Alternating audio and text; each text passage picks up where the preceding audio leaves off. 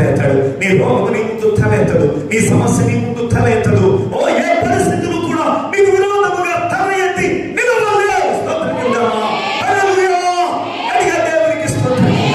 ఓ నీ ఇంటి వాళ్ళు తిరగబడుతున్నారంటే, ఓ నీ వాళ్ళు తిరగబడుతున్నారంటే, అవిధేయత పిల్లలు నీ కుటుంబంలో పిల్లలే ఉండి తల ఎత్తేస్తుందంటే, తిరుగుబాటు నీ కుటుంబంలో తల ఎత్తేస్తుందంటే, నువ్వు దేవుని సన్నిధిలో సరిగా లేవు. నువ్వు దేవుని సన్నిధిలో విధేయతలో లేవు. నువ్వు దేవుని సన్నిధిలో పిల్లరా ఓ సక్రమైన స్థితిలో లేవు. అందుకే ఈ పరిస్థితి.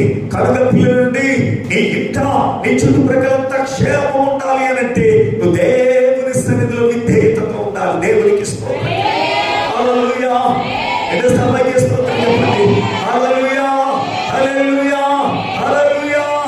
దేవుని సంగమా దేవుని బిడ్డలారా, దేవుడు ఆయన న్యాయాధిపతిగా స్థిరపరిచాడు. ఆ న్యాయాధిపతిగా తీర్పులు చెబుతూ పిల్లరా ఉన్న కారణం చేత ఎప్పుడు కూడా 5 వయసుల పిల్లలు అచ్చా తీసుకోలేదు.